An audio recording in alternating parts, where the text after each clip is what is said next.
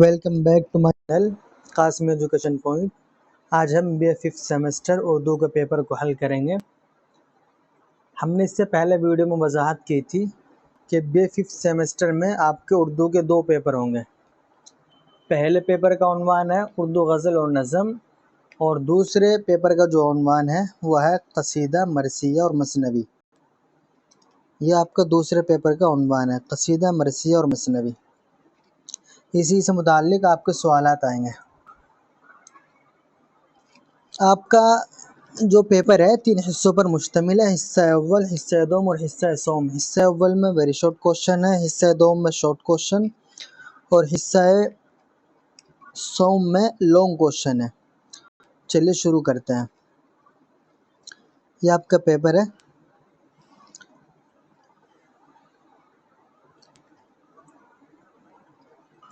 سوال نمبر 1، مندرجہ ذیل سوالوں کے جواب اس طرح لکھے جو کم از کم 50 الفاظ پر مشتمل ہو۔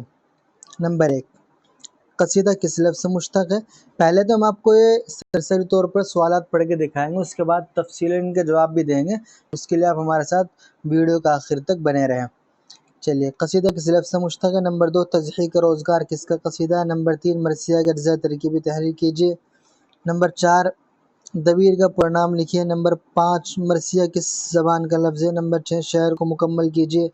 عمر گزری ہے اسی دشت کی سیاہی میں۔ نمبر 7، نصاب میں شامل مثنوی کا نام لکھیے۔ نمبر 8، 2 قصیدہ گو شعراء کا نام لکھیے۔ نمبر 9، مثنوی صحیح البیان میں سب سے فعال اور جاندار کردار کس کا ہے؟ نمبر 10، مثنوی گلزار نسیم کا مرکزی کردار لکھیے۔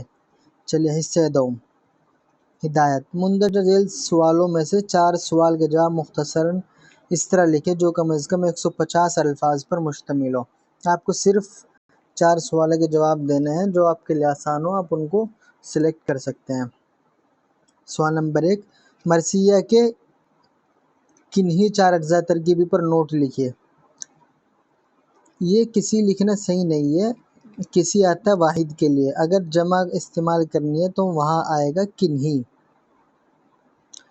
اس سوال میں غلط ہو گیا، یہاں آئے گا کنہی۔ یہ کسی بولا جاتا ہے واحد کے لیے، اگر آتا مرثیہ کے کسی ایک جز پر ترکیبی نوٹ لکھے تب تو صحیح تھا کسی کا استعمال کرنا، لیکن انہوں نے جمع استعمال کیا ہے 4، تو یہاں کنہی آئے گا۔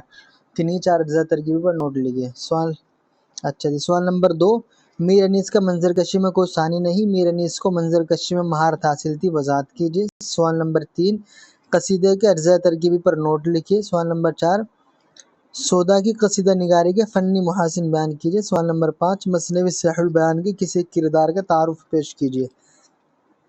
سوال نمبر 6، دیا شنکر نسیم کی سوانح عمری تحریر کیجیے۔ سوال نمبر 7، حالی کے نزدیک کون سی صنف سب سے کارآمد ہے اور کیوں؟ چلیے، حصہ سوم۔ اس حصے سے صرف 2 سوالوں کا جواب مطلوب ہے۔ جواب تفصیلی پیرائیے میں لکھیے، پھر آپ کو لانگ آنسر لکھنا ہے یہاں پہ۔ سوال نمبر 1، پنڈت دیا شنکر نسیم کی مثنوی نگاری پر روشنی ڈالیے۔ سوال نمبر 2، مثنوی صحیح البیان کا خلاصہ تحریر کیجیے۔ اور سوال نمبر 3، اردو مرثیہ میں میر انیس کا مقام متعین کیجیے۔ سوال نمبر 4، مندرجہ ذیل شعری اقتباس کی تشریح ما سیاق و سباق لکھیے۔ ذہن نشاط اگر کیجیے اسے تحریر، آیا ہوں خامے سے تحریر نغمہ جائے سریر۔ زبان سے ذکر اگر چھیڑیے تو پیدا ہو نفس کے تار سے آواز خوشتر از بم و زیر۔ ہوا یہ باغ جہاں میں شگفتگی کا جوش، کلید قفل دل تنگ و خاطر دلگیر۔ یا ان اشعار کی تشریح کیجیے، یا تو وہ جو ابھی گزرے ان کی تشریح کیجیے، ما سیاق و سباق یا ان کی کیجیے۔ بھبو کا سا دیکھا جو اس کا بدن، جلا آتش عشق سے اس کا تن، ہوئی حسن پر اس کے جی سے نثار، وہ تخت اپنا لائی ہوا سے اتار۔ محبت کی آئی جو دل پر ہوا، وہاں سے اسے لے اڑی دل ربا، غرض لے گئی آنکھ یان میں، اڑا کر وہ اس کو پرستان میں۔ یہ آپ کا پیپر تھا۔ اب ہم اس کو تفصیلی جوابات کے ساتھ آپ کے سامنے پیش کریں گے۔ یہاں سے شروع ہوتا ہے آپ کا پیپر۔ چلیے، سوال نمبر 1، قصیدہ کس لفظ سے مشتق ہے؟ جواب، قصیدہ عربی لفظ قصد سے مشتق ہے جس کے معنی ارادہ کرنا، کسی مقصد کی طرف جانا، کسی خاص ہدف کو اختیار کرنا۔ اسی لیے قصیدے میں شاعر کا اصل مقصد مداح، ہجو یا کسی بڑے مضمون کا بیان ہوتا ہے۔ سب سے پہلے تو آپ سمجھے قصیدہ کس کو کہتے ہیں۔ قصیدہ اس اشعار کو کہتے ہیں جن میں شاعر کسی کی تعریف کرتا ہے، کسی کی برائی کرتا ہے۔ اچھا، اصل سوال ہے قصیدہ کس لفظ سے مشتق ہے؟ اس کا جواب ہے قصیدہ لفظ قصد سے مشتق ہے، اس کے معنی آتے ہیں ارادہ کرنے کے، چونکہ شاعر بھی ان اشعار میں کسی کی تعریف یا برائی کرنے کا ارادہ کرتا ہے، اسی وجہ سے اس کو قصیدہ کہا جاتا ہے۔ چلیے آگے، سوال نمبر 2، تضحیک روزگار کس کا قصیدہ ہے؟ جواب، تضحیک روزگار ایک مشہور قصیدہ ہے جو مرزا محمد رفیع سودا کا ہے۔ سودا قصیدہ نگاری کے بڑے شاعر مانے جاتے ہیں اور ان کے قصیدوں میں طنز و مزاح، ہجو اور فخری انداز نمایاں ہے۔ یہ بھی آسان ہے۔ سوال نمبر 3، مرثیہ کے اجزاء ترکیبی تحریر کیجیے۔ جواب، مرثیہ کے اجزاء ترکیبی مندرجہ ذیل مذکور ہیں۔ یہ تقریباً 8 مرثیہ کے اجزاء ترکیبی ہیں: چہرہ، سراپا، رخصت آمد، رجز، جنگ، رزم، شہادت، بین یا نوحہ۔ یہ تقریباً اس کے 8 اجزاء ترکیبی ہیں۔ ہم ان پر ایک چھوٹا سا نوٹ آپ کی آسانی کے لیے لکھ رہے ہیں تاکہ آپ کو سمجھ میں بھی آ جائے کہ کون سی کیا چیز ہے۔ آگے ایک سوال آئے گا کہ مرثیہ کے کنہی 4 اجزاء ترکیبی پر نوٹ لکھیے، وہاں پر ہم نوٹ نہیں لکھیں گے، اسی جگہ کا حوالہ دیں گے کہ یہاں پر ہم نے نوٹ لکھ دیا ہے۔ ہم 8 کے 8 اجزاء پر ایک چھوٹا سا نوٹ لکھ رہے ہیں ہر ایک جز پر۔ چلیے، نمبر 1، چہرہ۔ مرثیہ کا ابتدائی حصہ ہوتا ہے جس کے اندر شاعر دنیا کی بے ثباتی، اپنی شاعری کی تعریف یا حمد و نعت اور منقبت وغیرہ کے اشعار پیش کرتا ہے۔ سب سے پہلے سمجھے مرثیہ کس کو کہتے ہیں، تب آپ کی سمجھ میں آئے گا۔ مرثیہ ایسے اشعار کو کہتے ہیں جن میں شاعر کسی مرنے والے کی خوبیاں بیان کرتا ہے اور اس پر رنج و غم کا اظہار کرتا ہے کہ فلاں ایسا تھا، فلاں ایسا تھا، دنیا سے چلا گیا، تو اس کو مرثیہ کہتے ہیں۔ پہلے وہ اس کی تعریف بیان کرتا ہے مرنے والے کی، اور پھر اس پر رنج و غم کا اور افسوس کا اظہار کرتا ہے، وہ اس پر ماتم مناتا ہے، نوحہ کرتا ہے، یہ ہوتا ہے مرثیہ میں۔ اب یہ پورے کے پورے اشعار 8 چیزوں سے مل کے بنتے ہیں، انہیں کو اجزاء ترکیبی کہتے ہیں: چہرہ، سراپا، رخصت آمد، رجز، جنگ، شہادت اور بین و نوحہ۔ اب سمجھیے آپ چہرہ کیا ہوتا ہے۔ بس یہ سمجھ لیجئے کہ اشعار کہنے سے پہلے، مرثیہ والے جو اشعار ہیں ان کو کہنے سے پہلے شاعر ماحول بنانے کے لیے کچھ اشعار کہتا ہے، یا تو حمد پڑھ دے گا، نعت پڑھ دے گا، منقبت وغیرہ کر دے گا، یا دنیا کی بے ثباتی، اپنی شاعری کی تعریف، اپنے بارے میں، کسی بڑے آدمی کے بارے میں، سب باتیں کرے گا جس سے ایک ماحول پیدا ہو۔ جب ماحول بن جاتا ہے اس کے بعد وہ اپنا اشعار پیش کرتا ہے، جو مرثیہ میں اصل ہوتا ہے۔ یہ چہرہ ہوتا ہے۔ دوسری چیز، اس کا جو دوسرا جز ہے وہ سراپا، جس کا مرثیہ لکھا جا رہا ہے، اس کی مکمل تفصیل، اس کے قد و قامت اور لباس وغیرہ کا تذکرہ اس حصے میں ہوتا ہے۔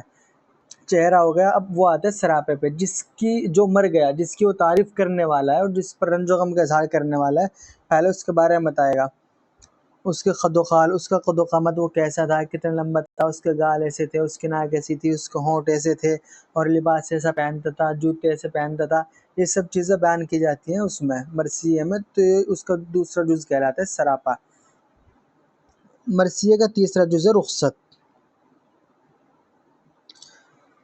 جنگ کے ہیرو کا اپنے اہل خانہ سے رخصت ہونا اس حصے میں مذکور ہوتا ہے۔ جو آدمی مر گیا جس کے بارے میں وہ اشعار کہنا چاہتا ہے، جب وہ اپنے گھر سے جنگ کے لیے نکل کے جاتا ہے تو اس جانے کو شاعر اس میں بیان کرتا ہے مرثیہ میں اس کے، تو یہ تیسرا جز ہوتا ہے رخصت۔ تو وہ کس طرح گیا، کس کس سے ملا، کیا کیا ہوا، جاتے ٹائم کون رویا، کون ہنسا، کس نے ہمت دی، یہ سب بات اس میں ذکر ہوتی ہے۔ چوتھا جز ہے آمد۔ اس حصوں میں ہیرو کے میدان میں جانے کا منظر بیان کیا جاتا ہے، اسی کے ضمن میں اس کے گھوڑے وغیرہ کی بھی تعریف کی جاتی ہے۔ مرثیہ کا چوتھا جز ہوتا ہے آمد کا، وہ میدان جنگ میں کیسے آ رہا ہے اور اس کا گھوڑا کیسے دوڑ رہا ہے، یہ سب چیزیں بیان کی جاتی ہے آمد کے ذریعے۔ پانچویں چیز ہے رجز۔ اس حصے میں جنگ کا ہیرو اپنی دلیری اور طاقت کا اظہار کرتا ہے۔ اصل جنگ شروع ہونے سے پہلے جب لشکر آمنے سامنے ہوتا ہے تو جو جنگ کا ہیرو ہوتا ہے وہ اپنی خاندانی خوبیاں بیان کرتا ہے کہ ہم لڑنے میں ایسے ہیں، ہمارے دادا نے کیا، ہمارے باپ نے کیا، میرے چچا نے، میرا پورا خاندان لڑائی میں تھا، یہ سب چیزیں وہ بیان کرتا ہے، اپنی دلیری، ہم نے جنگ فتح کی، میں نے اس سے وہ جنگ فتح کی، یہ سب چیزیں بیان کرتا ہے تاکہ سامنے والے پر رعب ہو، تو مرثیہ میں یہ بھی بیان ہوتا ہے۔ چھٹی چیز ہے پھر جنگ۔ اس حصوں میں ہیرو کا دشمن کے فوج سے کسی خاص فرد سے جنگ کا تذکرہ ہوتا ہے، اسی ضمن میں اس کے گھوڑے، اس کی تلوار، اس کی جنگی مہارت کا بھی تذکرہ ہوتا ہے۔ چھٹا جزء جنگ۔ تو اس حصے میں جو ہیرو ہے نا، جس کے بارے میں مرثیہ لکھا جا رہا ہے، جس کے بارے میں مرثیہ پڑھا جا رہا ہے، تو بتاتا ہے کہ وہ دشمن کی فوج سے، اپنے سامنے والی فوج سے یا کسی ایک آدمی سے کیسے لڑا، اور کیسے اس کی تلوار تھی، کیسے اس کے گھوڑے کی ٹاپو تھے، یہ سب چیزیں بیان کی جاتی ہے اس میں۔ اور جی ساتویں چیز ہے، ساتواں جز شہادت۔ اس حصے میں ہیرو کا دشمنوں کا ہاتھوں زخمی ہو کر جام شہادت نوش کرنے کا تذکرہ ہوتا ہے۔ یہ آسان ہے، وہ شہید کیسے ہوا، سامنے والے دشمن نے اس پر وار کیسے کیا، اس کی کیا حالت تھی، وہ کیا کر رہا تھا، یہ سب چیزیں بیان ہوتی ہیں۔ آٹھویں چیز ہے بین نوحہ۔ اس حصے میں ہیرو کی شہادت پر اس کے عزیز و رشتہ دار، خاص طور پر عورتوں کے نوحہ ماتم کرنے کا ذکر ہوتا ہے۔ جب وہ شہید ہو گیا تو اس پر نوحہ کیا جائے گا، اس پر رنج و غم کا اظہار کیا جائے گا، اس پر رویا جائے گا، تو وہ چیزیں اس میں بیان ہوتی ہیں 8 جز میں، کہ کون کیسے رویا، کون کتنا رویا، کون نہیں رویا، یہ سب چیزیں اس میں بیان ہوتی ہیں۔ چلیے 8 کا 8 اجزاء ترکیبی پر مختصر سا نوٹ مکمل ہو گیا۔ اب چلیے سوال نمبر 4، دبیر کا پورا نام لکھیے۔ جواب: مرزا سلامت علی دبیر مرثیہ گو شاعر کا پورا نام ہے، لکھنؤ کے مشہور مرثیہ نگار تھے۔ تو بہت آسان ہے، مرزا سلامت علی دبیر مرثیہ گو شاعر کا پورا نام ہے۔ سوال نمبر 5، مرثیہ کس زبان کا لفظ ہے؟ مرثیہ عربی زبان کا لفظ ہے، اس کا مادہ ہے رسا، جس کے معنی ہے کسی کے مرنے پر اس کو اوصاف و کمالات بیان کرتے ہوئے غم و دکھ کا اظہار کرنا، یعنی مرثیہ اصل میں سوگوار کلام کو کہتے ہیں۔ سوال تو ہے کہ مرثیہ کس زبان کا لفظ ہے، اس کا آسان جواب ہے مرثیہ عربی زبان کا لفظ ہے۔ اب اس کا مادہ بھی سمجھ لیجیے، یہ نکل کے آیا ہے رسا سے۔ رسا کا معنی ہوتا ہے کسی کے مرنے پر اس کو اوصاف و کمالات بیان کر کے اس پر رنج و غم کا اظہار کرنا، اس پر دکھ کا اظہار کرنا، اس کو کہتے ہیں رسا، اسی سے مرثیہ بنا ہے۔ مرثیہ اصل میں سوگوار کلام کو کہتے ہیں۔ چلیے سوال نمبر 6، شعر مکمل کیجیے۔ عمر گزری ہے اسی دشت کی سیاہی میں۔ جواب: یہ مصرع میر ببر علی انیس کے ایک مرثیے کا ہے۔ مکمل شعر اس طرح ہے: عمر گزری ہے اسی دشت کی سیاہی میں، پاؤں تھکتے ہیں میرے دیکھ کے صحراؤں کو۔ اس کا بھی آسان جواب ہے۔ سوال نمبر 7، نصاب میں شامل مثنوی کا نام لکھیے۔ یہاں پہ آپ کو اپنی کتاب میں دیکھنا پڑے گا کہ آپ کے نصاب میں کون سی مثنوی شامل ہے۔ یہ جو پرچہ ہے جس کو ہم حل کر رہے ہیں، اس میں 2 مثنوی شامل ہیں، مثنوی صحیح البیان، مثنوی گلزار نسیم۔ اس کے علاوہ بھی اور ہوں گی، لیکن یہ پرچے میں مذکور ہے، اس وجہ سے ہم نے انہیں کو جواب میں لکھ دیا، مثنوی صحیح البیان اور مثنوی گلزار نسیم۔ چلیے سوال نمبر 8، 2 قصیدہ گو شعراء کے نام لکھیے۔ بہت آسان جواب ہے، مرزا اسد اللہ خان غالب، مرزا محمد رفیع سودا۔ سوال نمبر 9، مثنوی صحیح البیان میں سب سے فعال اور جاندار کردار کس کا ہے؟ مثنوی صحیح البیان میں سب سے فعال اور جاندار کردار شہزادی بدر منیر کا ہے۔ اس مثنوی کو 1766 کے قریب میر غلام حسن نے لکھا تھا۔ اس کا بھی آسان جواب ہے۔ ویسے تو آپ کو یہ طویل سمجھ میں آئے گی مثنوی صحیح البیان جب آپ اس کا پورا مطالعہ کریں گے۔ اس کے آخر میں ہم نے ایک PDF دی ہے، اس سے آپ اس کا پورا مطالعہ کر سکتے ہیں، تھوڑی لمبی ضرور ہے لیکن آپ اس کا مطالعہ کر سکتے ہیں۔ ہم نے آپ کی سہولت کے لیے PDF بھی فراہم کی ہے، ویڈیو کے آخر میں ہم آپ کو دکھائیں گے، کیونکہ ایک سوال اور اس سے بھی آئے گا۔ اگر پرچے میں مثنوی صحیح البیان اور مثنوی گلزار نسیم سے سوال نہیں آیا تو اس کا مطلب یہ ہے کہ پرچہ کا حق ادا نہیں ہوا، ممتحن نے پرچہ بنانے میں کوتاہی کی ہے، اس کا حق ادا نہیں کیا۔ اسی لیے آپ کو مثنوی صحیح البیان اور مثنوی گلزار نسیم ان کی تیاری ضرور کرنی ہے کہ کب لکھی گئی، کس نے لکھی، کس تعلق سے لکھی گئی، ان کا عنوان کیا ہے اور ان میں کس کا کیا کردار ہے، یہ سب چیزوں کی آپ کو تیاری کرنی پڑے گی۔ چلیے مثنوی صحیح البیان جو ہے نا، یہ انہوں نے لکھی ہے میر غلام حسن، ان کو یہ بھی کہا جاتا ہے میر حسن کے نام سے، آپ ان کو جلدی سمجھ پائیں گے، کہیں بھی آپ دیکھو گے تو میر حسن نام لکھا ہوا آئے گا، پورا نام تو ان کا میر غلام حسن ہے ان کا۔ اچھا، تو سوال ہے کہ صحیح البیان میں سب سے فعال جاندار کردار کس ہے؟ بدر منیر کا ہے، کیونکہ شہزادہ بے نظیر اور بدر منیر ان دونوں کے عشق کے ارد گرد یہ پوری مثنوی گھومتی ہے۔ شہزادہ بے نظیر سے شروع ہوتی ہے اور ان کے عشق پہ یہ آ کے مثنوی ختم ہو جاتی ہے، ان کے عشق کے ارد گرد ہی گھومتی ہے شہزادہ بے نظیر اور شہزادی بدر منیر۔ اس وجہ سے سب سے فعال و جاندار کردار ہم نے بدر منیر کا مانا ہے. چلیے آگے. سوال نمبر 10. مثنوی گلزار نسیم کے مرکزی کردار لکھیے. مثنوی گلزار نسیم پنڈت دیا شنکر نسیم اردو کی مشہور مثنوی ہے. یہ جو مثنوی گلزار نسیم ہے ان کو لکھیے پنڈت دیا شنکر نسیم نے. اچھا جی. اس کے چند اہم اور مرکزی کردار یہ ہیں. شہزادہ گل مثنوی کا ہیرو، شہزادی نسیم ہیروئن، بادشاہ شہزادہ گل کا والد، ملکہ شہزادہ گل کی والدہ.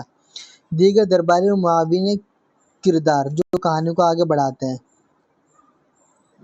یعنی مثنوی کا اصل اور مرکزی کردار شہزادہ گل اور شہزادی نسیم ہے. جو مثنوی گلزار نسیم ہے ان میں اصل مرکزی جو کردار ہے وہ تو 4 لوگوں کا ہے. شہزادہ گل، شہزادی نسیم اور شہزادے کا باپ اور شہزادے کی ماں.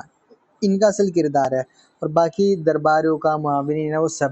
لیکن اگر اس میں اور مختصر کیا جائے تو اصل کردار جو ہے وہ شہزادہ گل اور شہزادی نسیم کا ہے. ان 2 کا اصل کردار ہے. اگر آپ سے پوچھا جائے کہ مرکزی کردار بتائیے تو آپ لکھ دیجئے شہزادہ گل اور شہزادی نسیم. چلیے آگے.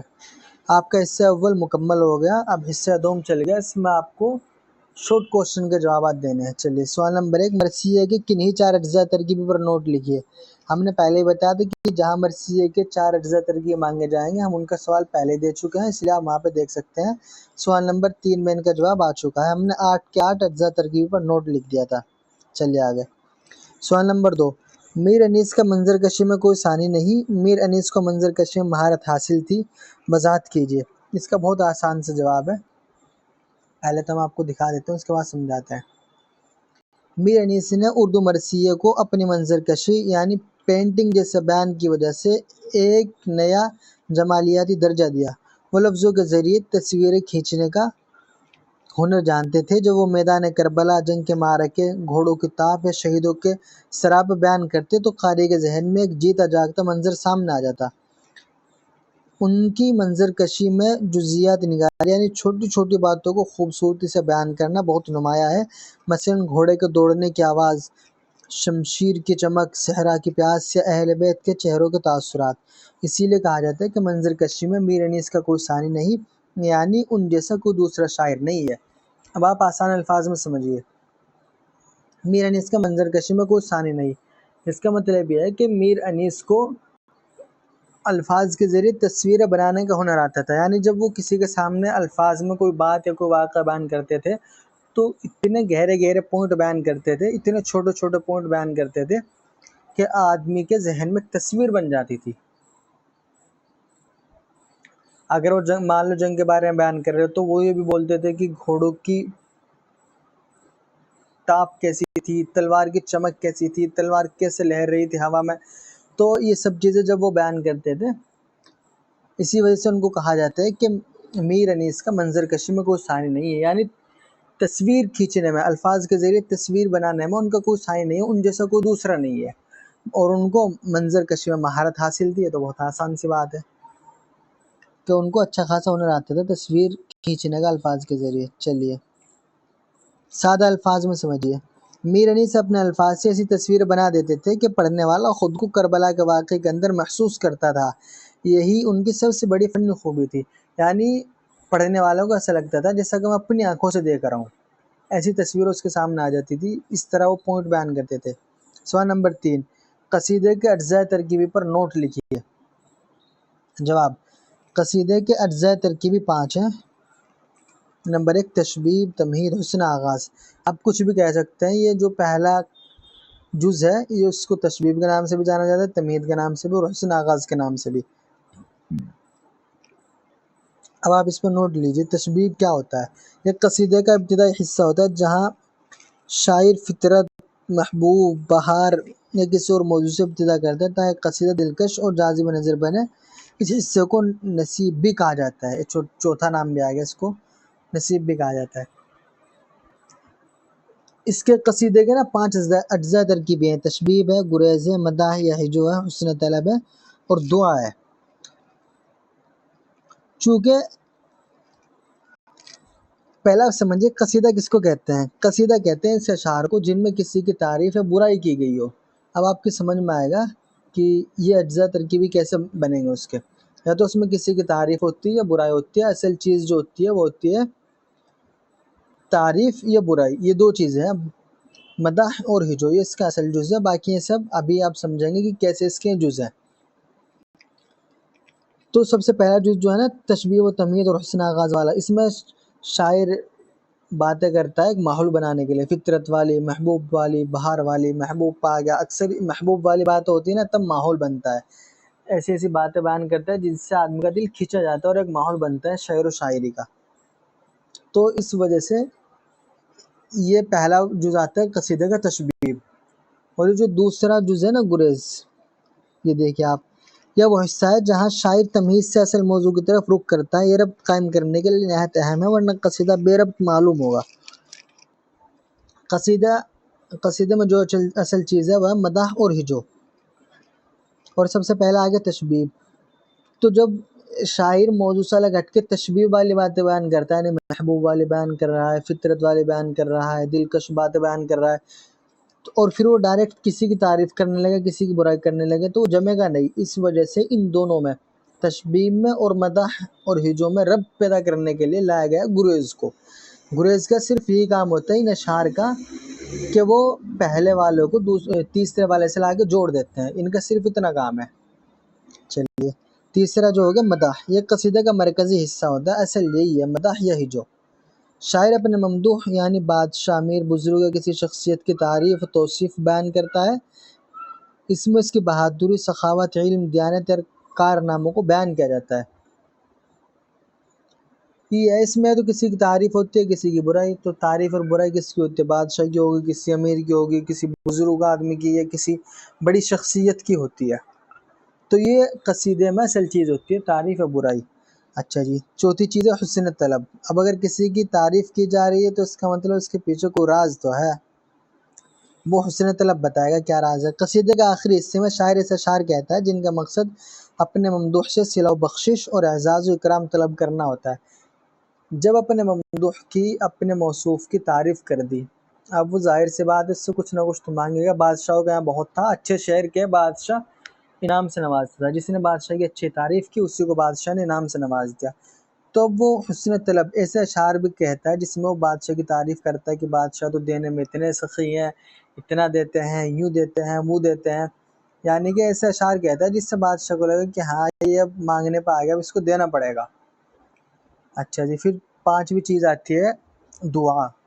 قصیدے کے آخر میں شاعر ممدوح کے لیے دعائی کلمات پیش کرتا ہے، مثلا عمر درازی، کامیابی، فتح و نصرت وغیرہ کی دعا. یہ بالکل عام ہے.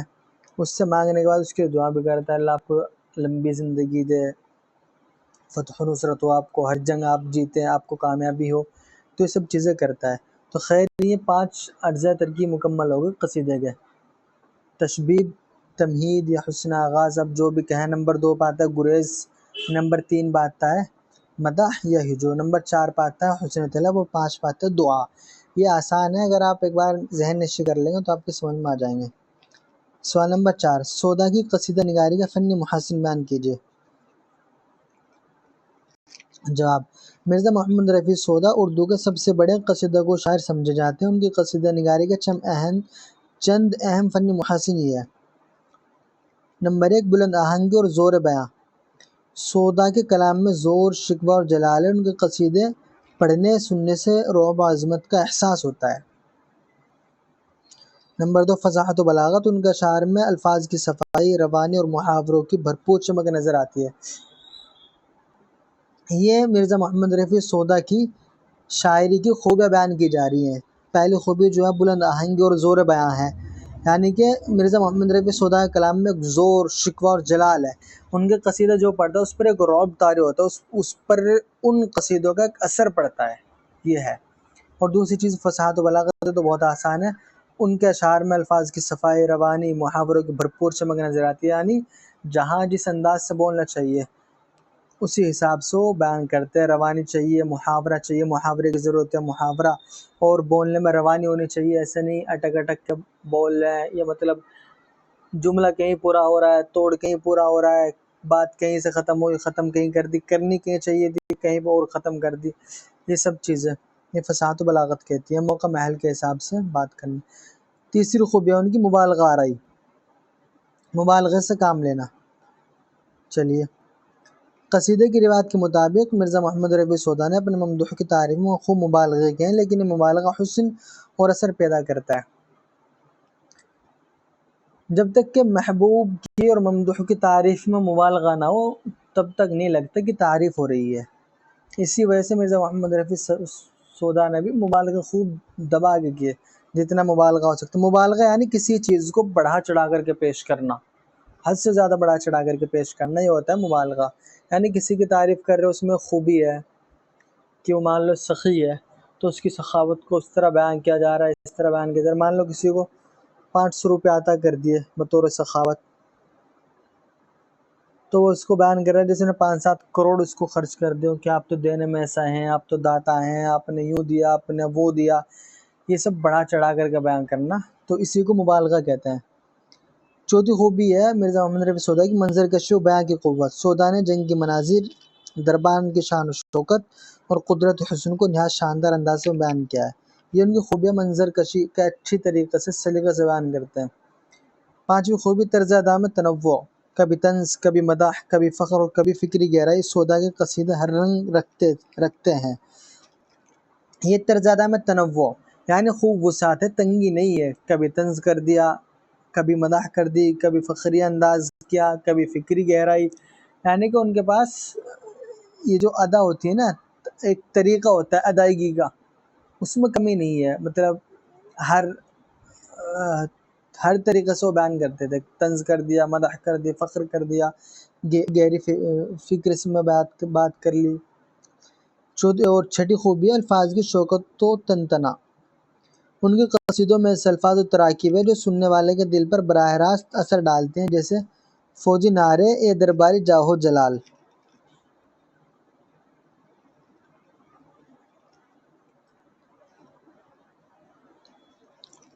یہ بھی آسان ہے، یہ جو چھٹی ان کی خوبی بیان کی ہے مرزا محمد رفیع سودا کی، کہ ایسے الفاظ و تراکیب ہیں جو سننے والے کے دل پر براہ راست اثر ڈالتی ہیں۔ الفاظ کی شان و شوکت ہے، اور جب اچھے الفاظ بولے جاتے ہیں نا تو سامنے والے پر اثر تو اپنا بھی پڑتا ہے۔ مختصر نتیجہ لے لو اور اس کو زبان یاد کر لو۔ اگر آپ کے سوال میں یہ آیا کہ مرزا محمد رفیع سودا کے فنی محاسن بیان کیجیے اور آپ کو زبان یاد ہوا یہ نتیجہ، تو آپ آسانی سے لکھ سکتے ہیں۔ آپ کو صرف اتنا زبان یاد کرنا ہے، باقی اب تک جو بیان کیا اس کو بس آپ ذہن نشی کر لینا اور اس کو زبان یاد کر لینا، آپ کے لیے اچھا ہوگا۔ چلیے، سودا کی قصیدہ نگاری کا سب سے بڑا فنی کمال یہ ہے کہ انہوں نے اردو قصیدوں کو فارسی کے شکوہ اور جلال کے ساتھ ساتھ اردو کی سادگی اور روانی بھی عطا کی، اسی لیے انہیں اردو کا سب سے بڑا قصیدہ گو شاعر کہا جاتا ہے۔ چلیے آگے چلیے، سوال نمبر 5، مثنوی صحیح البیان کے کسی کردار کا تعارف پیش کیجیے۔ یہ تعارف تو آپ کو اصلاً تب سمجھ میں آئے گا جب آپ مثنوی صحیح البیان پڑھیں گے۔ ہم ابھی آپ کو دکھائیں گے مثنوی صحیح البیان، لیکن اس میں ہم نے مختصر کر کے بدر منیر شہزادی کا کردار پیش کیا ہے، آپ اس کو پڑھ سکتے ہیں، آپ کچھ نہ کچھ تو سمجھ میں آئے گا ہی۔ چلیے، ایک کا کردار لے لیجیے آپ، شہزادی بدر منیر کا۔ شہزادی بدر منیر مثنوی کی مرکزی ہیروئن ہے۔ وہ نہایت حسین و جمیل، نیک سیرت اور باوقار شہزادی ہیں۔ اس کے حسن و جمال کی تفسیر میر حسن نے بڑی مہارت اور جزیات نگاری کے ساتھ بیان کی ہے۔ شہزادہ بے نظیر اس پر دل سے فریفتہ ہو جاتا ہے اور مثنوی کی ساری داستاں انہی دونوں کے عشق کے گرد گھومتی ہے۔ بدر منیر صرف ظاہری حسن میں ممتاز نہیں بلکہ اخلاقی خوبی اور اعلیٰ اوصاف کی بھی مالک ہے، اسی وجہ سے وہ ایک یادگار کردار کی حیثیت رکھتی ہے۔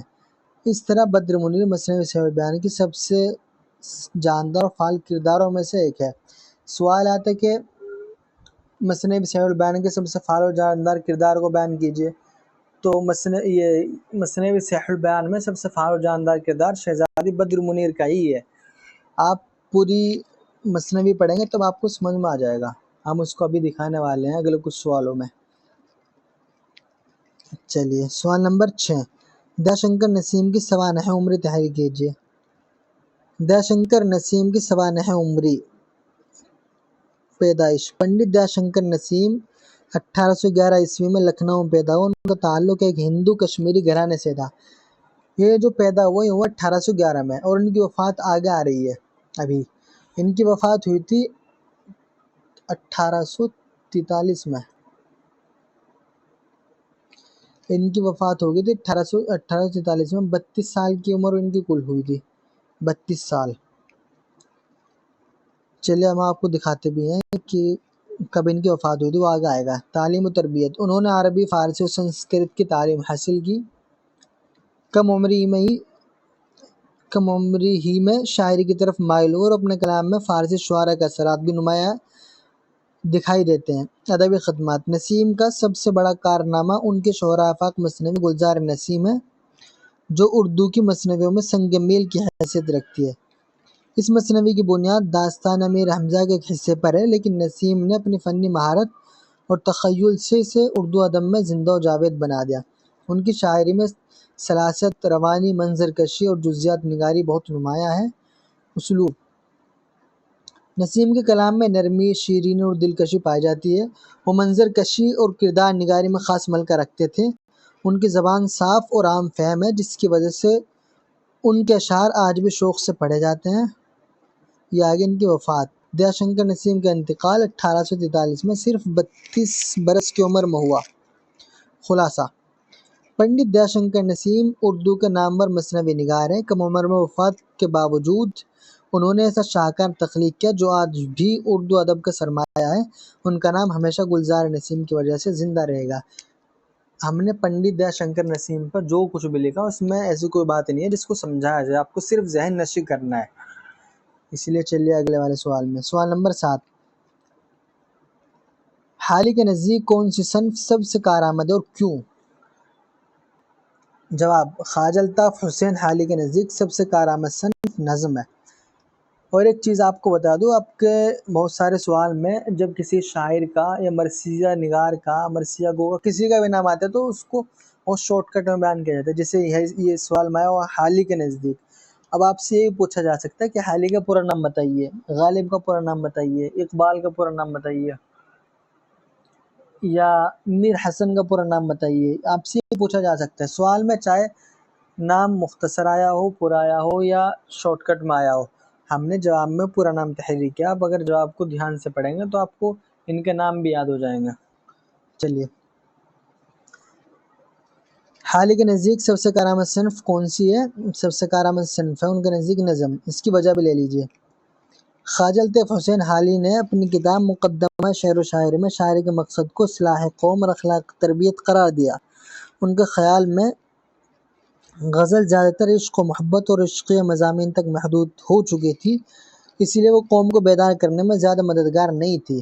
اس کے مقابلے میں نظم ایک وسیع اور مؤثر صنف ہے، جس میں شاعر سماجی، اخلاقی، دین اور قومی موضوعات پر اظہار خیال کر سکتا ہے۔ نظم کے ذریعے اصلاحی پیغام، قوم کی تربیت اور تعلیمی خیالات بہتر طور پر پیش کیے جا سکتے ہیں۔ سوال ہے کہ خواجہ الطیف حسین حالی کے نزدیک سب سے کارآمد کون سی صنف ہے؟ تو اس کا جواب تو مل گیا نظم ہے، اور اس کی وجہ بھی بیان کی ہے، کیونکہ غزل میں زیادہ تر عشق و محبت کی بات ہونے لگی۔ غزل ایک وسیع صنف نہیں ہے، نظم ایک وسیع صنف ہے۔ نظم میں جو چاہو بیان کر لو۔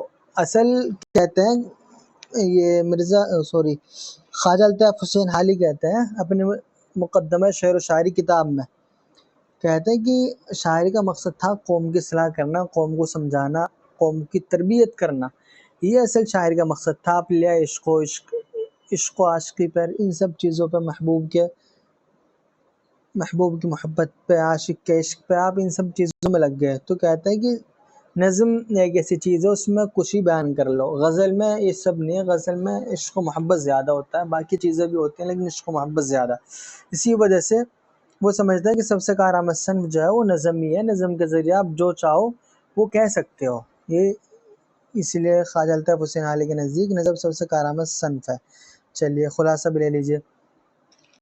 حالی کے نزدیک نظم سب سے زیادہ کارآمد صنف ہے کیونکہ قوم کی بیداری، اخلاقی اصلاح اور سماجی مسائل کو اجاگر کرنے کے لیے سب سے موزوں ذریعہ ہے۔ چلیے آسان جواب ہے حصہ سوم۔ آپ کا حصہ دوم مکمل ہو گیا، اس میں آپ کو شارٹ کوشچن دینے تھے، ابھی آپ کے لانگ کوشچن آ گئے، اب آپ کو تفصیلی جوابات دینے پڑیں گے۔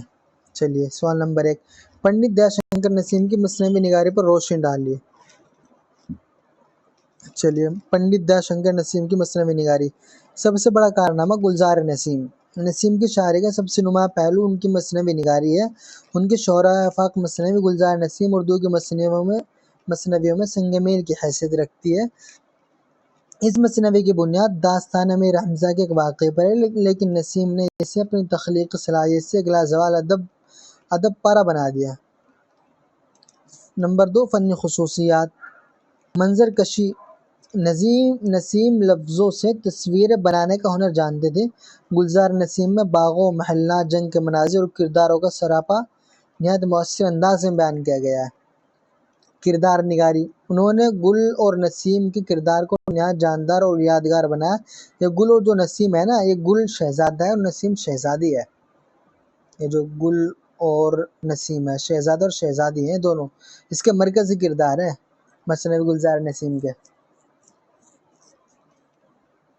आप गुलजार नसीम से भी समझ सकते हैं, ये गुल और नसीम। और समझ असल तो आपको तभी आएगी, चाहे मसनवी साहिब बयान हो, चाहे मसनवी गुलजार नसीम हो, तभी समझ में आएगी जब आप इसको पूरी पढ़ेंगे, खुलासा पढ़ेंगे, तब समझ में आएगी। सलासत और रवानी। नसीम की ज़बान साफ, शगुफ्ता और आम फहम है। क़ारी उनकी मसनवी को आसानी से समझ लेता है। जुज़ियात निगारी। छोटी छोटी चीज़ों और बारीकियों को बयां करने में कमाल रखते थे, ये उनकी मसनवी को ज़्यादा दिलकश बनाता है। इश्क़िया रंग। गुलजार नसीम एक इश्क़िया मसनवी है जिसमें मोहब्बत की पाकीज़गी, जज्बात की शिद्दत और हुस्न व इश्क़ का दिलकश बयान मिलता है। नंबर 3, मकाम। गुलजार नसीम को उर्दू की मसनवियों में एक शाहकार माना जाता है। नसीम ने उर्दू मसनवी को वो मकाम दिया जिससे बाद के शुआरा ने भी फैज़ उठाया। नंबर 4 है नतीजा। पंडित दयाशंकर नसीम की मसनवी निगारी का सबसे बड़ा कमाल ये है कि उन्होंने गुलजार नसीम के ज़रिए उर्दू अदब को एक ऐसा शाहकार दिया जो मंजर कशी, किरदार निगारी और सरासत ज़बान के एतबार से हमेशा याद रखा जाएगा। ये सवाल था आपका पंडित दयाशंकर नसीम की मसनवी निगारी पर रोशनी डालिए। हमने ये आपको लिख करके बता दिया, इसको आप जहन नशी कर लेंगे, आपको समझ में आ जाएगा। इसमें ऐसी कोई बात नहीं है जिसको समझाया भी जाए। चलिए आगे चलिए। सवाल नंबर 2, मसनवी सहीहुल बयान का खुलासा बयान कीजिए। हमने पहले भी कहा था, कई जगह मसनवी सहीहुल बयान से मुताल्लिक सवाल आया तो हमने कहा था कि हम वीडियो के आखिर में एक सवाल आएगा उसमें बताएंगे। मसनवी सहीहुल बयान के खुलासे के लिए हमने एक PDF तैयार किया, हम आपको दिखाते हैं। चलिए,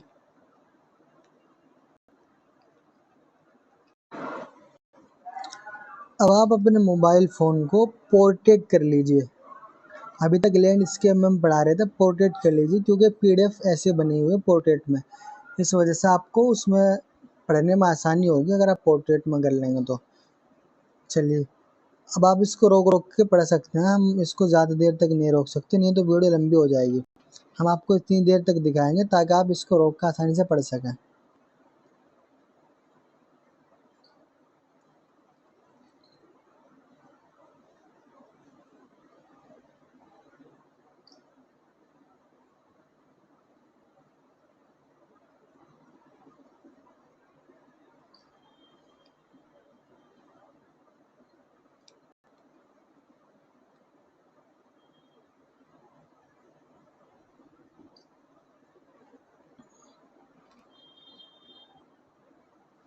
हम इसको इसलिए पढ़ के नहीं सुना रहे, वीडियो लंबी हो जाएगी, आपको इसको खुद ही पढ़ना पड़ेगा।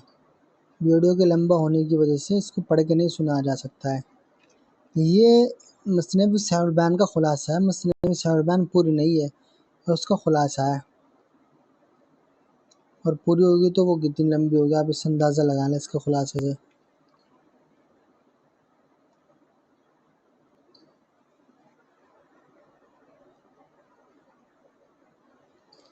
लो जी, हो गई आपकी मुकम्मल।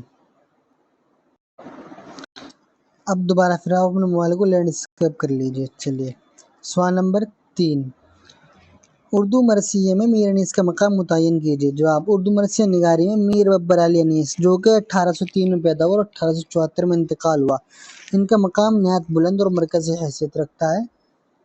मीर अनीस का मकाम।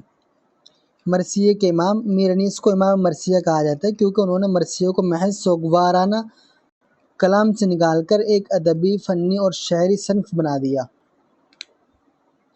اس میں یہ پوچھا جا رہا ہے آپ سے میر انیس اردو مرثیہ میر انیس کا مقام متعین کیجیے۔ تو سب سے پہلے جو خوبی بیان کی ان کی، مرثیہ کے امام بھی کہا جاتا ہے ان کو، یہ ان کا مقام تھا اصل مرثیہ نگاری میں، یہ ان کا مقام تھا، کیونکہ انہوں نے مرثیوں کو محض سوگوارانہ کلام، مرثیہ ہم نے پہلے بتا دیا کہ سوگوارانہ کلام کو کہتے ہیں، لیکن انہوں نے صرف یہاں سے نکال کر کے اس کو ادب، فنی اور شعری صنف بنا دیا، اس میں ادب بھی لائے، فن بھی لائے اور اس کو شعری صنف بنا دیا واقعی۔ اچھا جی، ان کا دوسرا مرتبہ آپ اس سے لیجئے، ان کا کیا مقام تھا، کیا مرتبہ تھا؟ فنی بلندی، انہوں نے زبان و بیاں، محاورہ، تشبیہ و استعارہ، منظر کشی اور مکالمہ آرائی کے ذریعے مرثیہ کو ایک ہمہ جہت شاعرانہ رنگ عطا کیا۔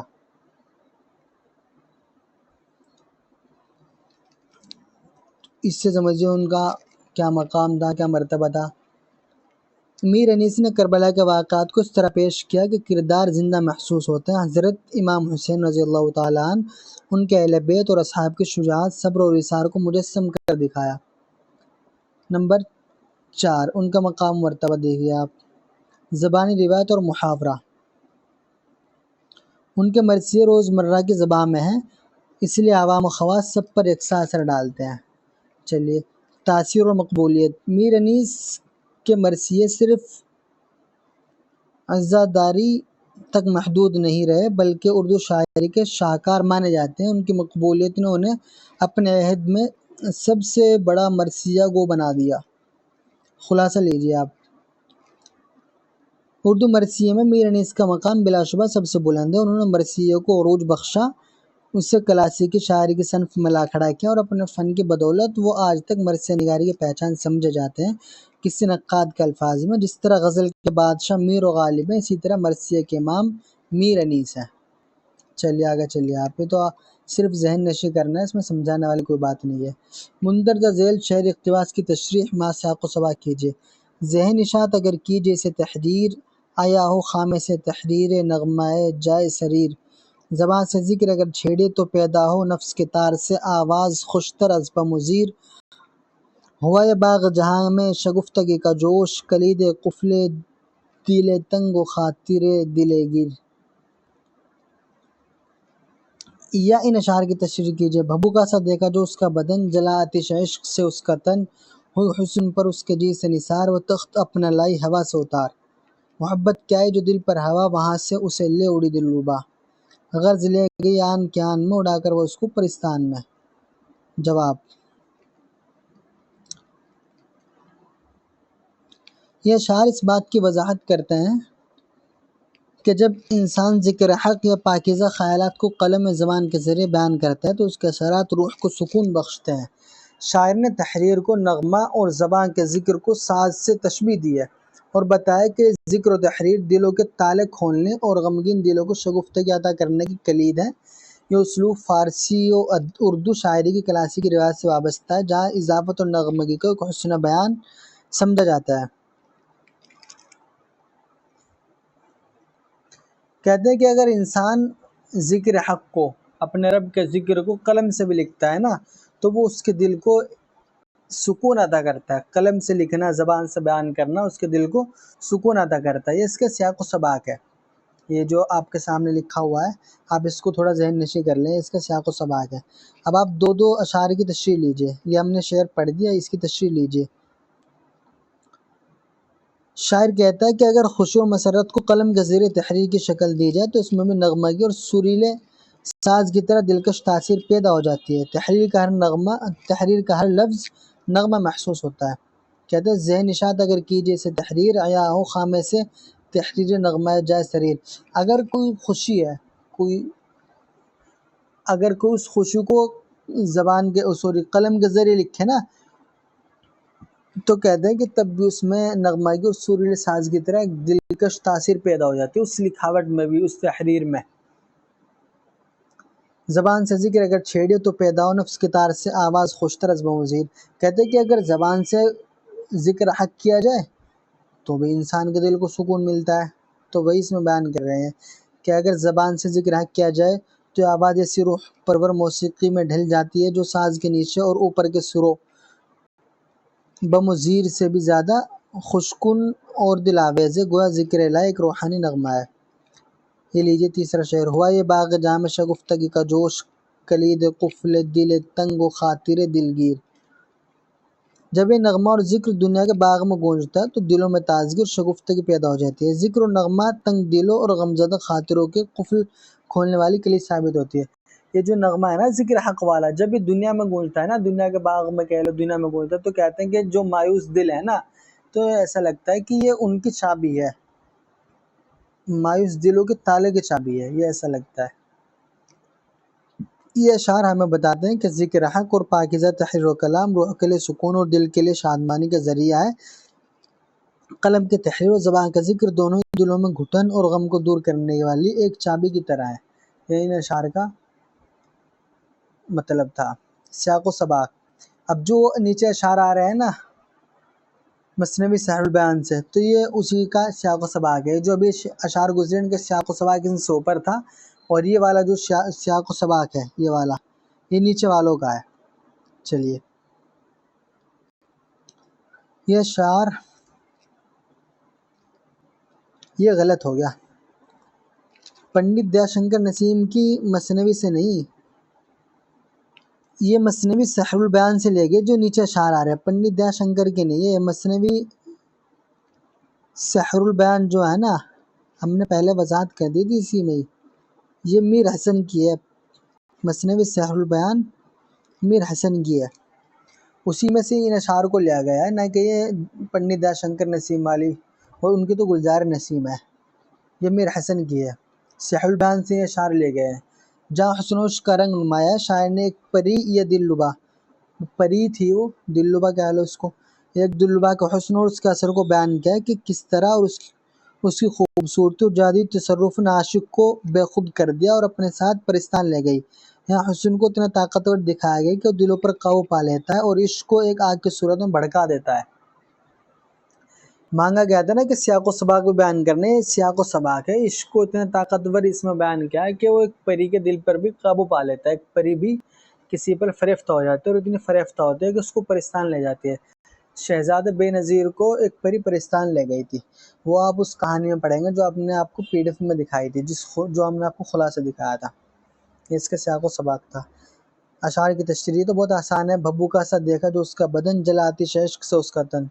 جب عاشق نے اس حسین پیکر کے بدن کی ایک جھلک دیکھی تو اس کے دل میں عشق کی آگ بھڑک اٹھی، حسن کی ایک نظر نے اسے سراپا جلتا ہوا شعلہ بنا دیا۔ ہوئی حسن پر اس کے جی سے نثار، وہ تخت اپنے لائے ہوا سے اتار۔ عاشق حسن پر دل و جان سے نثار ہو گیا، پری نے بھی اپنی شان دکھائی اور اپنا تخت یعنی جادوئی سواری ہوا سے نیچے لے آئی۔ یہ اس کے غیر معمولی اور پراسرار وجود کی علامت ہے۔ محبت کی آئی جو دل پر ہوا، وہاں سے اسے لے اڑی دل لبا۔ جب عاشق کے دل پر محبت کی لہر غالب آئی تو دل لبا یعنی پری نے اس کا دل جیت لیا اور اسے اپنے ساتھ اڑا لے گئی۔ دل تو نہیں جیتا تھا، بس وہ زبردستی لے گئی تھی اس کو اڑا کے۔ یہ اس بات کی علامت ہے کہ عشق انسان کو اپنی دنیا سے کاٹ کر غیر حقیقی یا ماورائی دنیا کی طرف کھینچ لیتا ہے۔ یہ پری نے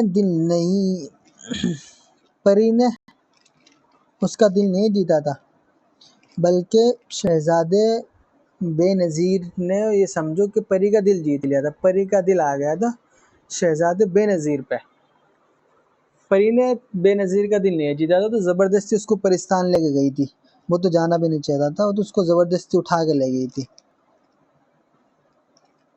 غرض لے گئی آن کے آن میں اڑا کر وہ اس کو پرستان میں۔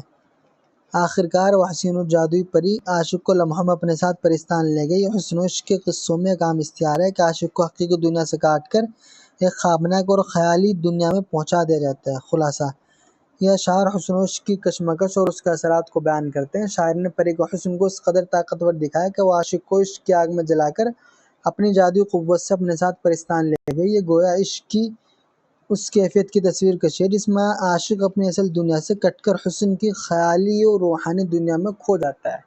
یہ والا پیپر آپ کا مکمل ہو گیا۔ چلیے پھر ملتے ہیں انشاءاللہ کسی دوسری ویڈیو میں۔ آج کے لیے اتنا ہی، بہت بہت شکریہ۔